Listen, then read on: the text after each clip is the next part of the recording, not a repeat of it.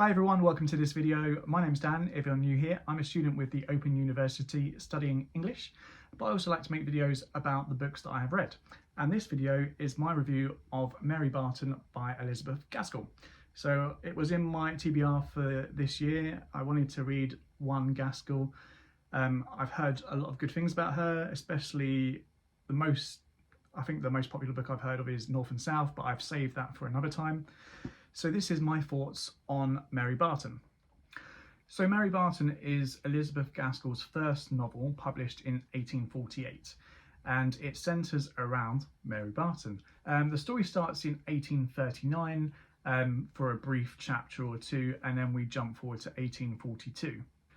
Mary Barton is written in the third person narrative, but Gaskell does employ literary tools similar to what I've seen, for example, in Dickens, the Christmas Carol where he addresses the reader. We get that as well in Mary Barton. So later on in the novel, without giving too much away, we have Gaskell writing, "I was not there myself, but one who was told me that her look, and indeed her whole face, was more like the well-known engraving from Guido's picture of Beatrice Cenci than anything else he could give me an idea of." So I've put a picture up there to show you what I mean with that. Guido's picture of Beatrice Cenci, or Cenci. She was a Roman woman from, I think, the early 1600s who was executed because she murdered her father, I believe, because her father was abusing her. I believe the picture they're talking of was later attributed to another artist. Anyway, going over the subject there. That's just an example where we have Gaskell talking to the reader. I wanted to think of another word, but it's just escaped me. But addressing the reader. So almost personalising the narrative, drawing the reader in and making the reader feel like they're a part of the story. What I also like about the novel is quite a nice touch that I haven't seen in the novels I've read so far. I'm sure it's probably a tool used elsewhere. But before each chapter, there's like a short verse which kind of introduces the chapter almost. And these short verses can be from poems, I believe one or two I saw were from children's rhymes, or any other sort of literary prose from elsewhere. And they do kind of introduce the oncoming chapter. The theme of the short verse is related somewhat to what is about to happen in that chapter, which is quite a nice touch. So I did enjoy the novel. At first I did find it a little bit dry. The first few chapters I did think, am I going to enjoy this? My aim at the moment with every book I'm reading is to finish every book that I'm reading. So yeah, I haven't not finished the book yet, but the first few chapters I was like, oh, is this going to be one that I really have to push through, and it's going to take me a while to finish? But that was soon dispelled, those fears, because once I got sort of, I'd say about 5-6 chapters in, I started relating to the characters a bit more. I started getting a bit more into the story, and then as we really get on into the novel, about a third of the way through, I was actually really enjoying the story. I know I've talked before, especially with maybe the Brontes and Dickens, it's their storytelling that really grips me and makes me really enjoy the novel. With this, it wasn't so much the storytelling. Gaskell's style, for me, I don't mind it. I don't hate it, but it wasn't like reading something like Jane Eyre or Tenant of Wildfell Hall, where I was just instantly drawn in with the style of writing. Here, the style of writing is very much matter of fact, telling you a story, but it was the story itself that really gripped me. I say it did take me a little while to get to that point, but when I got to it, I was gripped by the story. I also found Gaskell's use of regional dialects a lot more easier to read in Mary Barton than I have done elsewhere. So for example, what's one of the worst experiences I've had?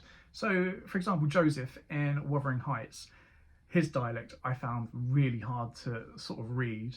And I did read somewhere that after Emily's death, Charlotte did a second edition in which she had edited some of those speeches, Joseph's speech, to make it a bit more easier to understand. And I'm not sure which version I read, but if it was the edited one, It wasn't that much easier.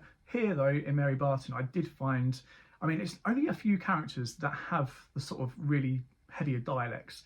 So you've got John Barton, you've got Job, you've got Margaret as well. But then you've got other characters from the same class like Mary, and Jem to some sorts as well, who don't really have that dialect.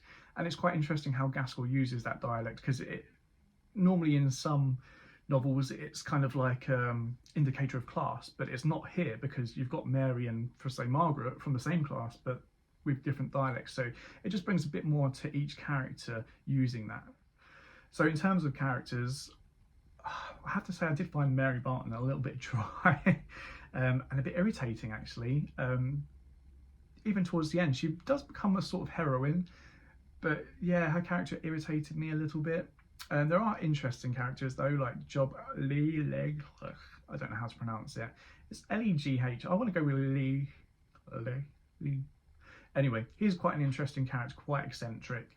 Jem's quite a nice little character as well, and Margaret is quite a sweet little character as well. But yeah, it's quite strange how the title character was probably one that I found a little annoying. I don't hate her, but there were certain bits where I was just like, oh, come on, girl, just get on with it. But yeah, other than that, there are some interesting storylines with the characters, and to be fair, the storytelling did really make me sympathise with some of the characters. Like, there's a lot of heartfelt stuff that happens, a lot of sad tragedies that happen, especially earlier on. And, you know, I did get to the point where I was really feeling sympathy and sorrow for some of these characters, especially like the character of Mrs. Wilson. There are points in that where I was really sort of like feeling for her, which I guess I can contribute that to Gaskell's writing. As I say, even though I didn't necessarily write the style, it's the story, and I really did I felt I connected with the story. So Mary Barton is a story about Mary Barton. So we start off at the beginning in happier times. I quite like the contrast here, because we start off in 1839. We're in a field. It's like almost a beautiful scenery. People are walking around happy. There's some, you know, children playing around. And you've got the Bartons and the Wilsons having a bit of a picnic, having a bit of a do. And after that, they go back to Barton's. They have a bit of food, and you know, it's happier times. And then that contrast with the rest of the novel, and it just goes from here to there, which is quite an interesting opening to use. So we have then things going downhill quite drastically. I don't want to give too much away. I will say some things about what happens near the beginning. We do have some deaths which happen. We have Mr. Wilson at some point. We have Mrs. Barton quite early on, and this really sets the scene for the rest of the story. This heartache, these people, you know, overcome with the fevers, and as we get going through the novel, people are becoming, you know, sick from things which they shouldn't be becoming sick from, like hunger, and yeah, it really starts going quite downhill. So after this first few chapters in 1839, we jump forward to 1842. Mary Barton is now 16 years old, and she has taken an apprenticeship as a dressmaker's. She starts off not getting any salary because she's learning the skill. Her dad doesn't mind as much because he wanted her to at least do something worthwhile and not go into servitude, like becoming a servant or a maid. He thought she was more than that.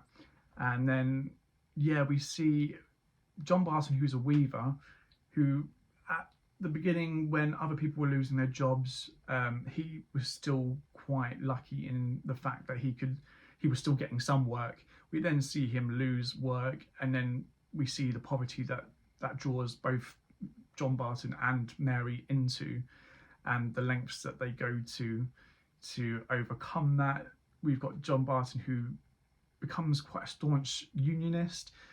Like, I think he's a Chartist. He becomes very involved in the unions, and then trying to fight for the working class corner when you've got factories shutting down or laying off people. Yeah, it's a fairly interesting story and depiction of what life was like in 1840s Manchester. The story then centres around Mary's relationship with two young gentlemen. We have Jem Wilson, who is the son of Mr. and Mrs. Wilson we met at the beginning. He's about 5 years older than Mary, but from the same class. He's always had a bit of hankering for Mary, but she's more really treated him like a brother, sees him as a brother. And then we have her sort of flirtation with Mr. Harry Carson, who is the son of a factory owner.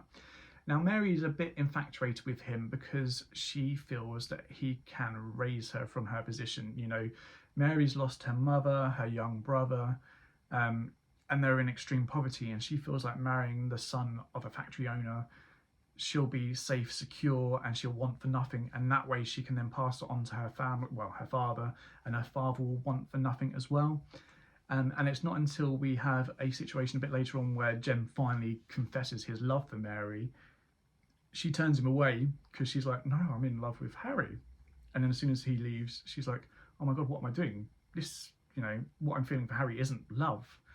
What I feel for Jem, I can't believe I haven't felt it. Like, she's felt it. It's been hiding underneath, but finally comes out. And then we see the interesting turn that takes. I won't say any more about that because that then starts spoiling the story.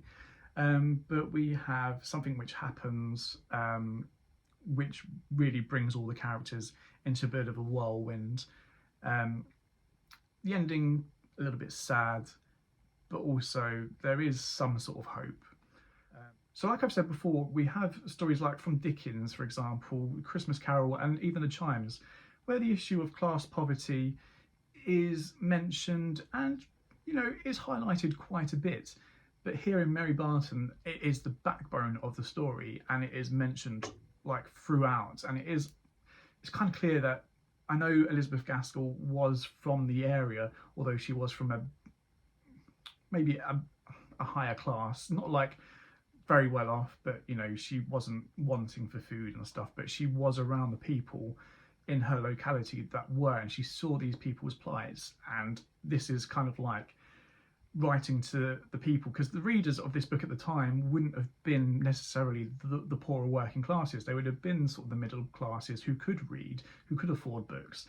And this is like almost Gaskell's attempt at telling them this is really happening. And you know, there is a prominent message near the end of the book, a bit like The Chimes, where, you know, the reader is being told, you know, there's something you can do, you can help. You're not expected to give the world, but if you see someone in want of food, you can help.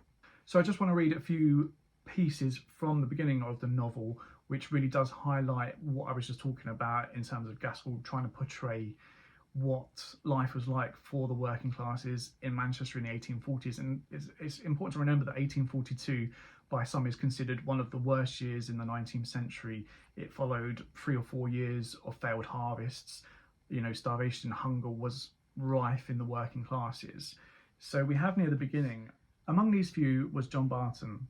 At all times, it was a bewildering thing to the poor weaver to see his employer removing from house to house, each one grander than the last, till he ends in building one more magnificent than all, or withdraws his money from the concern, or sells his mill to buy an estate in the country, while all the time the weaver, who thinks he and his fellows are the real makers of this wealth, is struggling on for bread for his children. Through the vicissitudes of lowered wages, short hours, fewer hands employed, and when he knows trade is bad, and could understand at least partially that there are not buyers enough in the market to purchase the goods already made, and consequently that there is no demand for more, when he would bear and endure much without complaining, could he also see that his employers were bearing their share, he is, I say, bewildered, to use his own word, aggravated, to see that all goes on just as normal with the mill owners. Large houses are still occupied, while spinners' and weavers' cottages stand empty, because the families that once filled them are obliged to live in rooms or cellars. Carriages still roll along the streets. Concerts are still crowded by subscribers. The shops for expensive luxury still find daily customers, while the workman loiters away his unemployed time in watching these things and thinking of the pale, uncomplaining wife at home and the wailing children asking in vain for enough of food, of the sinking health, of the dying life of those near and dear to him. The contrast is too great. Why should he alone suffer from bad times?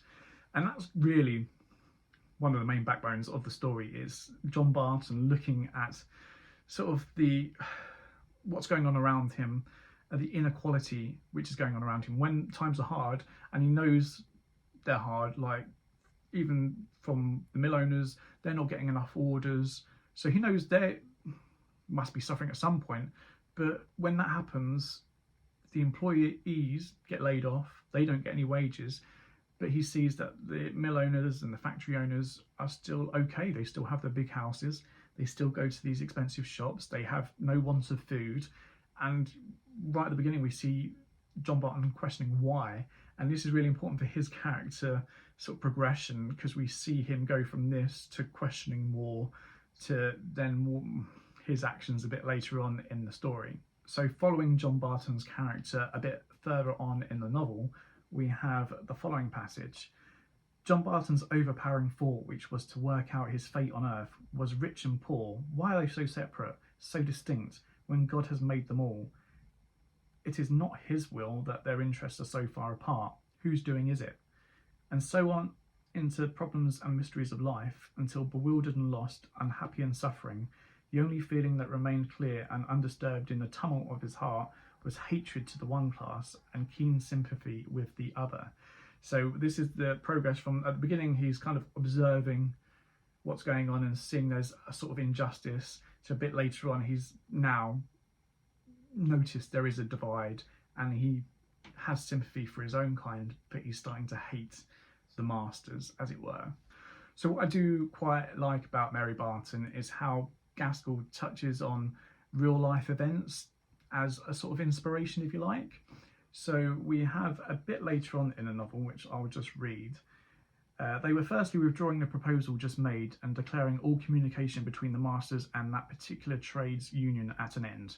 Secondly, declaring that no master would employ any workman in future unless he signed a declaration that he did not belong to any trades union, and pledged himself not to assist or to subscribe to any society having for its object interference with the master's powers. So, having dabbled a little bit with A-level history and studying this period of time, there was such a thing called the Declaration, which these factory owners, mill owners, did make new employees sign so they wouldn't go off on strike. And this is a part of the novel where we have a meeting that's taking place between the union members and the factory owners, because the workers have all walked out, no work is getting done. The factory owners, mill owners have got this big order in and they need people to fulfill it, otherwise they're not going to get the money. But they now are not bowing to the workforce, and this is where they introduced the Declaration. So it was a real thing, which I quite enjoy Gaskell's use of.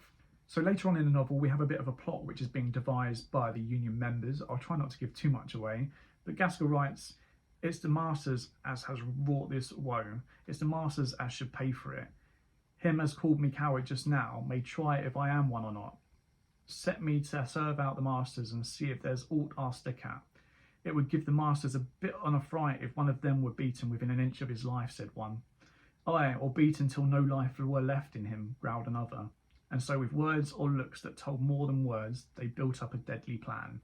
I won't go into too much about what happens to who, but it is quite reminiscent of sort of like Luddite movement in the early 1800s. So during the Luddite movement, we had people that belonged to the movement who were literally being attacked and shot at by factory owners.